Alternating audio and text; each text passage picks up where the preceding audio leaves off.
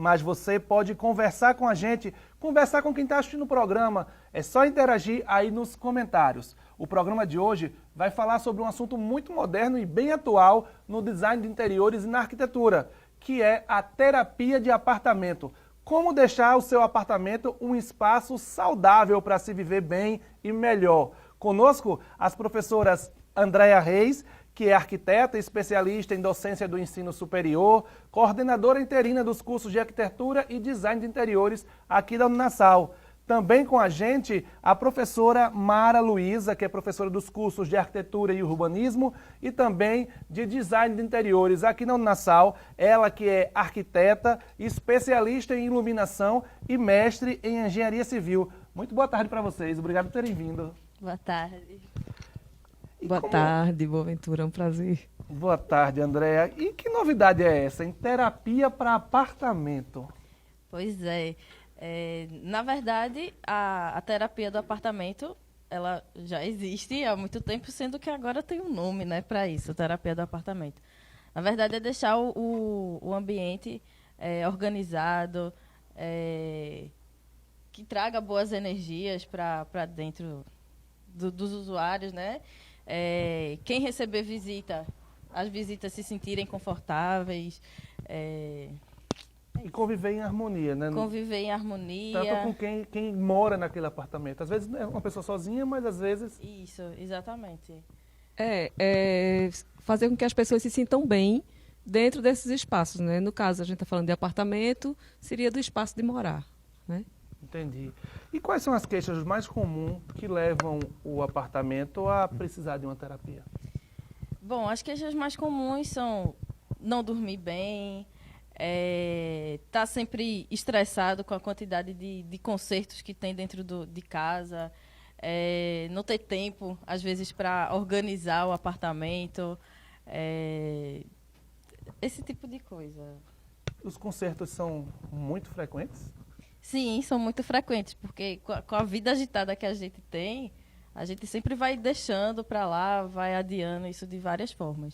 E aí a lista vai ficando grande, né? Às vezes tem que até reformar inteiro o apartamento, não só um ambiente, mas a casa inteira. Eu lembrei que dessas queixas também tem, às vezes, a desorganização, né? O acúmulo de coisas, às vezes, que são desnecessárias, também é uma queixa. E, às vezes, até que a gente também fala que é você não querer receber, ter vergonha de receber visita pela desorganização da sua casa. O acúmulo que você fala não é aqueles casos extremos que a gente vê na televisão, não. São acúmulos pequenos. Pode ser, né? Um acúmulo grande, ninguém sabe, mas normalmente são acúmulos pequenos. Como é que a gente começa a perceber que está acumulando demais? Eu acho que quando começa a influenciar a nossa vida profissional, por exemplo, quando a gente não consegue resolver nenhum problema, ou então, enfim, o estresse vai aumentando, né? A gente não consegue dormir direito, então quando a gente chega em casa, é um momento da gente descansar, de repor energias, para próximo dia que está vindo. E aí, a partir do momento que a gente não consegue isso, vai se acumulando o estresse, e aí a gente não consegue resolver nada, não faz nada. A gente falou de ver na televisão os acumuladores e as pessoas que vão lá e desacumulam e botam para fora, e aí vai gente da arquitetura, vai até psicólogo mesmo para cuidar da pessoa que está perdendo aquela coisa que juntou a vida toda. O que é que vocês acham desses programas da TV fechada e até da TV aberta também, que falam sobre essas organizações? Olha, eu acho que eles ajudam, tem uma grande parcela de pessoas que realmente precisa dessa ajuda. Lógico que a gente sabe que existem casos mais graves, mas tem muita gente que consegue, a partir de assistir esses programas, conseguem se organizar, mesmo que vá organizando cômodo por cômodo, devagar, mas vai entendendo o significado dos objetos que tem em casa e o que é que aquilo... do que é que tem valor realmente para a vida, né? Tanto profissional como pessoal, fazer com que eles se sintam bem em casa, né? E organizar isso, que é isso um pouco do que essa terapia do apartamento faz, né, Mara? Exatamente. Às vezes ajuda ao usuário a perceber aquilo que ele está acumulando ou aquilo que ele pode melhorar. E aí, em casos mais extremos, tem pessoas que não conseguem, mesmo com esses programas, e aí busca ajuda profissional, que no caso seria um arquiteto ou um designer de interiores. A gente vê, por exemplo, está na moda agora a teoria de arrumação de Marie Kondo. Mas como é que, talvez uma teoria ou o que está mais na moda não é o que é essencial para você conseguir colocar em prática um método, né? Na verdade não é uma teoria, é um método de Marie Kondo, que é o KonMari, se não me engano. A gente tem assistido isso bastante em casa. Como a pessoa deve pensar em aplicar uma metodologia própria, por exemplo, para conseguir deixar a casa em paz? O método de Marie Kondo, ela sempre faz com que as pessoas pensem se aquele objeto traz felicidade ou não.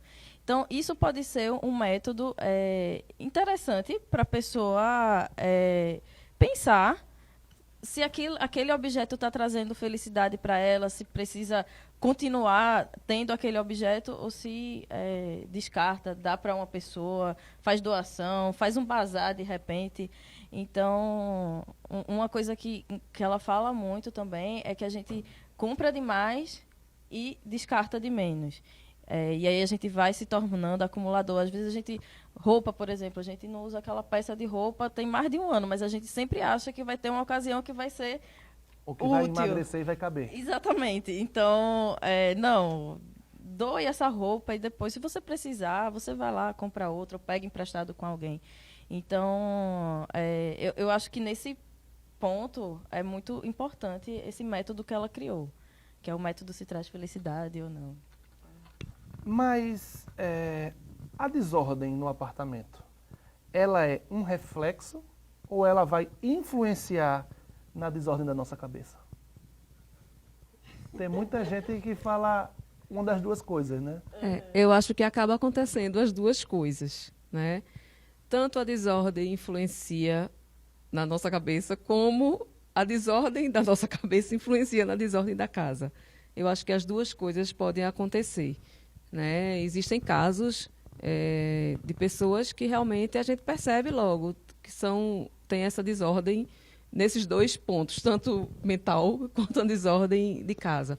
E realmente, quando elas começam a se organizar e a limpar, né, esses ambientes, também tudo na vida vai ficando mais claro, mais leve, né? A gente faz assim, imagina, eu estou em casa e eu tenho um armário que eu passo todo dia ali, eu sei que aquele armário está precisando de uma arrumação, que está uma bagunça enorme. Então, aquilo ali não deixa de ser um estresse para a gente. Eu passo ali todo dia e faço, tem que arrumar esse armário. Tem que arrumar esse armário. Então, isso é um estresse. A partir do momento que eu tiro um dia e arrumo aquilo ali, ficou leve. Eu passo ali na frente do armário e, ao contrário, aquilo me dá uma sensação de muito mais leveza, de coisa limpa, fluida, e isso causa um bem-estar. Então, é uma bola de neve, né? Uma coisa ajuda a outra. Professor, pois não. E até, só para complementar o que a Andrea estava falando, esse momento de estar organizando o armário é um momento de meditação, né? Que você está lá, está tirando, você descobre às vezes coisas que faz tempo que não via, nem lembrava que aquilo existia. Então, é um momento de descartar, é um momento de... Mas também de muita transpiração. Claro. Para algumas pessoas de dor também, de perder alguma coisa que... isso aqui, tem gente que guarda a gravata que usou no casamento, ou o vestido que usou na lua de mel, e descartar esse tipo de coisa também pode ser doloroso, mas é mais importante você ter essas memórias na cabeça do que você ter aquele pedaço que está ali. E olha que a gente não está nem falando de organizar as fotos, né? Porque hoje em dia não tem mais isso, virtualmente. Exatamente. Mas ainda tinha antigamente, né, no nosso tempo, tinha as fotos que a gente tinha que organizar no álbum, depois naquela pasta que é daquela caixa de álbuns especificamente. Não, eu ia dizer que essa coisa da memória afetiva, né, é muito importante realmente. Mas aí a pessoa, no caso, tem que estabelecer prioridades. Se realmente é aquela foto ou aquela roupa que usou no casamento tal, e aquilo, aí voltando para aquela coisa, traz felicidade, traz alegria você ter aquilo, às vezes é uma peça que você precisa realmente guardar, porque faz bem para a sua saúde. Mas tudo tem um limite, né? Tudo tem um limite. E é comum também, quem busca a terapia do apartamento, são pessoas que, sei lá, por algum motivo se divorciou e aí aquela casa lembra o ex-marido, ex-mulher, não sei, e acha mais fácil mudar de apartamento, né? Mas não, peraí, você tem como mudar o seu apartamento para ficar com outra cara, uma outra repaginada, sai mais barato, eu acredito, e aí continuar feliz, né? Dentro do lar. Tem gente que mantém um quarto de um filho que morreu, e aí algumas pessoas até dizem, né? Você precisa se desfazer disso aqui para seguir a sua vida. É como se um novo ciclo se começasse, né? E, enfim, vem novas energias, novos ares, tudo de bom, né? Tem que trazer, tem que entrar, deixar as boas energias chegarem dentro do apartamento. Como é que o aluno de design de interior aqui da Uninasal aprende tudo isso no curso? Veja, a gente tem uma grade uma grade curricular que é bem abrangente. Então, o aluno estuda cores, o aluno estuda ergonomia, né? Estuda fluxo e circulação, né? Para fazer um layout. Estuda design mobiliário, materiais e tendências. Então, toda a grade vai formando o aluno para que ele tenha condições de perceber e trabalhar junto às pessoas exatamente como deixar a casa, aquele espaço com a cara daquela pessoa e talvez até também atuar como organizador, né? Ajudar na organização. E olha que é um curso tecnólogo de 2 anos que você pode fazer o vestibular agendado, você pode trazer a sua nota do Enem, vir transferido de outro curso, ou também você que já é portador de diploma em outra área, pode começar a estudar o design de interiores para praticar isso na sua própria casa, né? Essa terapia, ser um terapeuta do lar, das suas amigas, ou ganhar dinheiro com isso, né? Sim, com certeza. E tanto o aluno de design quanto o aluno de arquitetura, logo que se forma, um dos primeiros trabalhos que vai fazer é esse. É ajudar a organizar a casa da tia, do pai, da mãe, do amigo.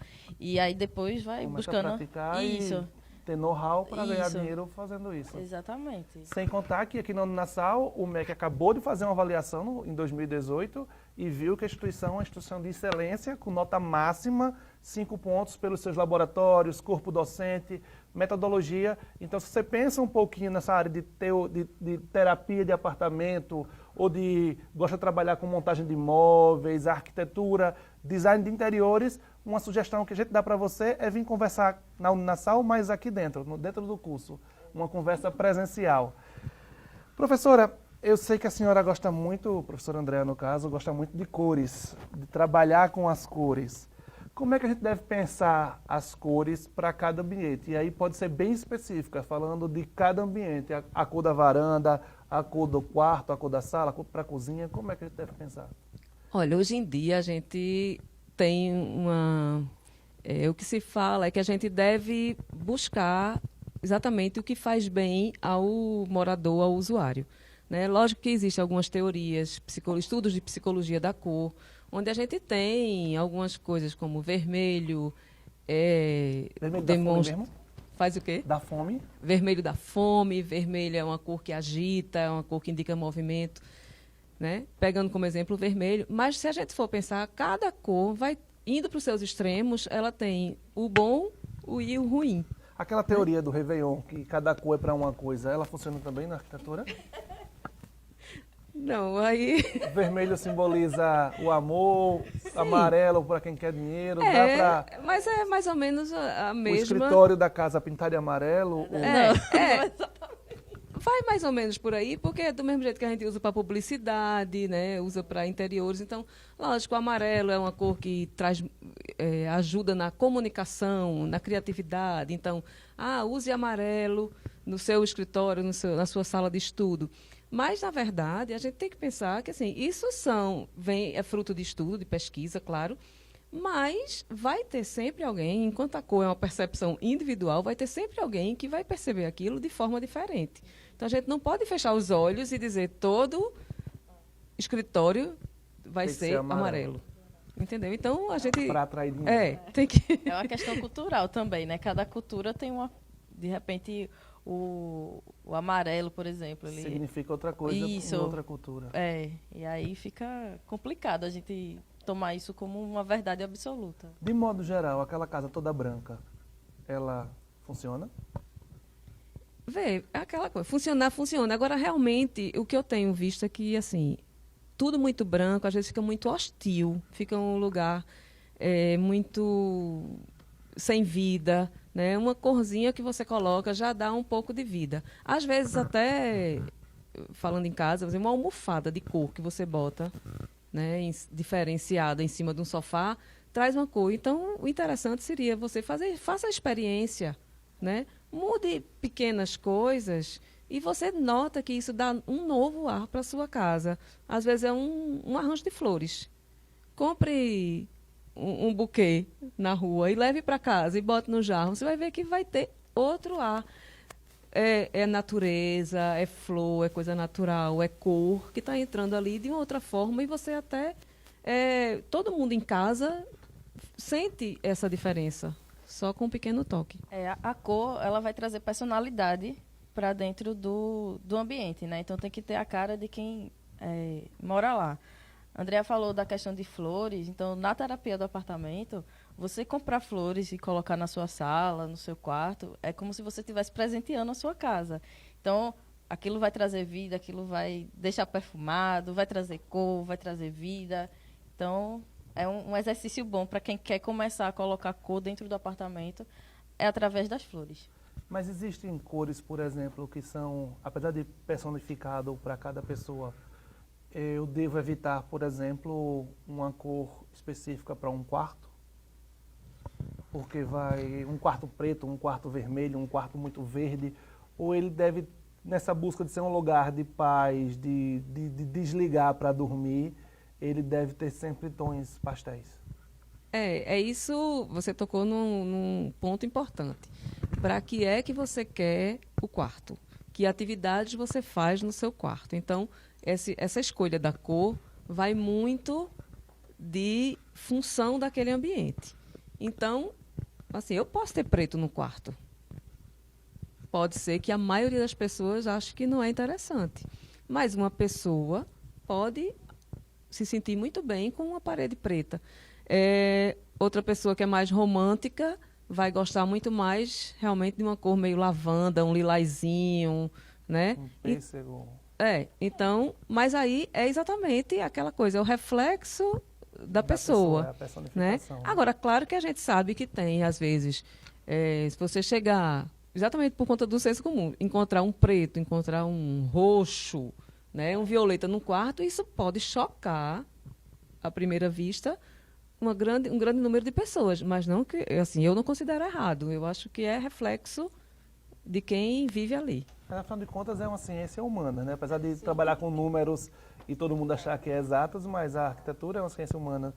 E aqueles apartamentos em que a sala, todo apartamento é, sei lá, branquinho, begezinho, e tem uma parede que é verde, marrom, isso é saudável?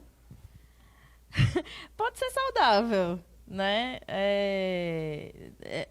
As cores, ela afeta na questão psicológica da gente, mas não só as cores, a iluminação também afeta o comportamento da gente, se a gente está se sentindo bem ou não dentro daquele ambiente. Então, pode ser que sim, pode ser que não. A gente tem que analisar casa a casa. Eu acabei de falar que é uma ciência humana, né? E aí varia de cada um. Mas você falou na luz, e aí é um ponto interessante. Aquela luz que agora está super na moda, aquelas lâmpadas retrô, que tem uma luz mais amarelada, mais em tom quase de marrom. Qual a função daquela luz no ambiente? Deixar... Pode ser para decoração, né? Então, essa lâmpada que você mencionou, antes ela era incandescente, uma tecnologia que não era eficiente, hoje a gente já encontra ela de LED.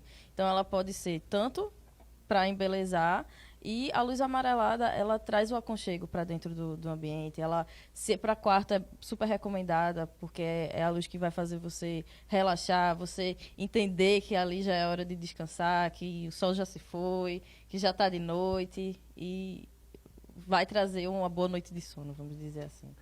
Mas, de modo geral, as luzes em cada ambiente têm uma função, né? Tem. Se você se você usa o quarto para escritório, por exemplo, se é um home office, então Então, já essa luz amarelada, ela não vai ser interessante. É melhor que se coloque uma luz mais azulada, porque, enfim, estimula os hormônios de serotonina, melatonina. Então, Para criatividade, para isso, dar estímulo. para dar estímulo, exatamente. Para a gente poder trabalhar, poder ser produtivo. A gente quase não falou da cozinha, né? Por que a cozinha pode ser saudável? Fora que ela engorda bastante, né? Mas como é que ela pode ser saudável? Uma coisa que é interessante é, assim, se a sua cozinha está bem montada, você consegue tem um fluxo bom, não tem nada atrapalhando o caminho, você começa a usar mais ela. E aí você cozinhar, você utilizar aquele cômodo é extremamente saudável. Indica que a sua casa é saudável, que ela tem funcionalidade, que você está usando bem os ambientes para que eles foram criados, né? Então, Idealizados, pensados para isso. Mara tocou num ponto que é exatamente isso, da gente, no caso da terapia do apartamento. Pense se existe algum ambiente no seu apartamento, na sua casa, que você não frequenta. Às vezes a gente tem aquele quarto que é só aquele quarto depósito, Da né? bagunça. Da bagunça. Aí, quer dizer, aquilo ali é um ponto que você não está cuidando, ele não está trazendo nada de bom para você. Então, a gente tem que pensar isso. Aí Mara falou nisso, falou no fluxo, né? Quando você tem ambientes livres onde você pode circular muito bem pelo ambiente, então você usa esses ambientes. Na hora que você entra naquele quarto da bagunça, é difícil até de limpar, né? Na verdade, a situação às vezes piora, né? Vai piorando, mesmo que não seja muito bagunçado, mas ou aquele lugar esquecido. Muita gente tem às vezes um quarto de hóspede, mesmo que ele não seja bagunçado, mas ele está lá, mas ninguém entra lá esperando um hóspede, né? Era muito mais interessante às vezes você encontrar uma atividade também para associar aquilo ali. Ele pode ser um quarto de hóspedes, eventualmente, mas ele pode ser o seu escritório, ele pode ser um quarto de costura, não sei. Estamos caminhando para o fim do programa, mas uma coisa que a gente não pode deixar de falar e especificar é cada um dos estilos que pode ter o apartamento. E aí, o que é o estilo clássico? O estilo clássico é aquele estilo em que predomina muito dourado, lembra a realeza, né, que justamente nasceu nessa época. E É um mini palácio de Versalhes. Exatamente, né, com muito ornamento. É isso. Porque você às vezes olha e diz assim, esse espaço está meio carregado. Isso, exatamente. Não então, é o de agrado de todo mundo, né? E ao contrário do clássico, vem um minimalista. Isso. Que é aquele lá que você olha assim, mas meu Deus, não tem um quadro, não tem nada esse apartamento, só tem uma mesma cadeira. É porque o estilo minimalista, ele nele só pode ter o mínimo necessário. Então você não vai ter nenhuma peça decorativa a mais do que o necessário, uma cadeira que você não vai usar. Então, o menos é mais, né? Essa é a frase que norteia o minimalismo. Mas ele pode caprichar na iluminação, por exemplo. Pode. Mas às vezes até o minimalismo mesmo, por até cor, ele tem de menos. Ele é um ambiente que geralmente não tem muita cor. Ou se for usa uma cor sólida e pura. Vocês estão me descrevendo aquele quarto branco do Big Brother, em que a cama é branca, tudo é branco, só o necessário para se viver. Isso. Entendi, basta um copo. Um sofá, né? Uma luminária. Tudo de um. Não, tô brincando, claro que dá para ter alguma coisa para receber. E esse estilo moderno? É colorido, ele é... O estilo moderno, ele é um estilo que mostra a atualidade, né? Ele pode Ele se ser confunde colorido. com contemporâneo? Moderno, contemporâneo. A gente pode pensar o moderno também como o estilo modernista, né? Que vem lá do estilo industrial, forma segue a função, então... Mas porque às vezes acaba acontecendo uma confusão. Existe o moderno, que a gente usa como estilo da época do modernismo, né? Como existe o que a gente corriqueiramente usa a palavra moderna, né? Isso é tão moderno, como se fosse tão atual. Então, o moderno, no sentido do atual, é o que a gente vê fazer as coisas com a cara de quem está usando, com o jeito do usuário, do morador. Você falou no industrial. O industrial está bem na moda agora, né? Tá. Aquela parede cinza, com os canos de cobre à mostra. Não só os de cobre, né? Os de inox também. Tem muita estrutura metálica, preta.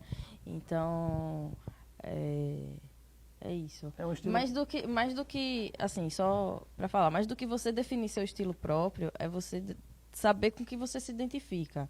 Você gosta daquilo, você gosta desses revestimentos, dessa textura que esse estilo traz. Então, traz a referência para dentro do seu apartamento. Não simplesmente usar o estilo porque está em moda, é tendência, e aquilo não vai te fazer bem, não vai te fazer feliz. Isso é a terapeuta de apartamento falando. Exatamente. Mas vê só, às vezes o estilo industrial, por exemplo, você chega num ambiente, ele é mais escuro, mais cinza, mais... até aquela chapa de ferro no chão, às vezes, e aí você se sente super bem, mas aí você convida uma pessoa e faz, meu Deus, que lugar tão escuro e carregado. Então, varia de percepção a percepção, né? Os estilos, eles ficam mais marcados, principalmente nos ambientes que são comerciais, que aí tem um público-alvo definido e aí sabe-se que aquele estilo atrai mais aquele público. Mas no caso de casa, né, do seu ambiente, tem que ser o que você gosta, o que te faz bem, o que te faz feliz. Então, e aí o que importa é que você esteja feliz, não que os outros estejam, né? Obviamente, se você convida alguém para sua casa, ela tem que se sentir confortável, tem que se sentir feliz também, mas o mais importante é você que vai estar ali todo dia, é você que vai frequentar aquilo ali o tempo todo. André. Não, eu ia dizer o seguinte, dentro disso, é saber que você não vai sair do seu apartamento, abrir a porta do hall, a porta do vizinho está aberta, e você dá aquela espichada de olho e acha aquilo tudo horroroso, né? Antes de você achar isso ou julgar isso, né? Imagine assim, se coloque no lugar dele se ele estiver vendo a sua casa, o seu estilo, porque a gente tem que pensar se está bem para ele. Ele pode se sentir bem com aquele estilo, com aquela cor, com aquele tipo de mobiliário. A gente tem que pensar também no fluxo da montagem dos ambientes, né? A gente sabe que, por exemplo, reza a lenda, tem uma teoria que vocês podem explicar melhor, que os pés da cama tem que estar virados para a porta. Tem algumas outras dicas rápidas que a gente possa dar para quem está pensando em mudar o fluxo dentro de casa? O ideal é que essa de você estar com os pés virados para a porta para você saber quem está entrando, né? Então, você ter uma visão geral do ambiente. Fora isso, evitar deixar todos os móveis encostados nas paredes. Porque aí o fluxo corre muito rápido. Então, toda a energia boa que entraria dentro do seu apartamento rapidamente vai sair também. Então, mas a ruim também sai. Ou ela pode ficar estagnada em algum ponto. Entendi. Então tem que ter um equilíbrio, que nem um rio saudável. Ele tem um caminho sinuoso. Se ele vai muito reto é porque é perigo, é sinal de perigo. Então tem que procurar um fluxo mais sinuoso. Então evitar encostar tudo nas paredes e deixar um vazio no meio, né? Essa seria uma dica rápida que eu poderia dar. Mas aí depende muito. Se a pessoa está de mudança, vai para um outro apartamento, teria que se analisar qual é a mobília que ela quer trazer, qual é o tamanho desse apartamento, ou da casa, não sei. E aí analisar direitinho como é que a gente poderia fazer um bom fluxo. E como é que deve ser a manutenção? De quanto em quanto tempo eu tenho que arrumar o quê? Ou eu tenho que trocar alguma coisa para que haja um fluxo melhor? E até que ponto eu mesmo fazer o que eu preciso fazer na casa para que a minha energia entre em contato com a casa? Isso é muito maricondo, né? A minha energia entre em contato com a casa. Até que ponto eu devo fazer ou que devo chamar alguém? Com relação à manutenção, ela tem que ser diária. Por exemplo, você tem que lavar todos os dias os pratos, arrumar sua cama, tirar o lixo todo dia de casa. Existem algumas que devem ser mais periódicas. Então, os armários, por exemplo, a cada mês, 2 meses, você vai lá, tire tudo, bote de novo, organize, vê se tem coisa que você não usa mais, que já pode tem descartar. feriado, né? Exatamente, férias também é importante. Mas tudo que você conseguir fazer, por exemplo, pintura, aparafusar um quadro, apertar algum parafuso que esteja frouxo, faça, porque dessa forma você vai estar botando a sua energia dentro do apartamento. Você passa a conhecer melhor a sua casa, onde você habita. Não deixa de ser apenas um dormitório, um lugar que você vai, dorme, acorda e vai no outro dia sai para trabalhar. Então, você começa a usar mais, a sentir mais o ambiente. E se é algum problema de conserto, de vazamento, de algum problema mais complexo elétrico, aí você deve chamar um Pelo amor de Deus, especialista. ninguém vai levar choque. Exatamente. Então, fazer listas de coisas que precisam ser consertadas, chama um especialista. Se for coisa que você vê que você mesmo consegue fazer, faça, tente. Se der algum problema... Furadeira nem é tão difícil quanto a gente imagina, né? Eu mesma não me atrevo, não. Tudo bem. Mas... digamos que eu seja um atrevido. Meninas, muito obrigado, professora Andréa Reis, professora Mara Luísa. Muito obrigado pela conversa na Uninassal de hoje, que foi bem divertida e acho que deu para a gente entender melhor como tornar a nossa casa um espaço mais agradável para se viver, como a gente procura fazer as conversas na Uninassal aqui dentro, tornar cada vez mais esse espaço um espaço agradável para a gente conversar e trocar experiências. Muito obrigado a vocês.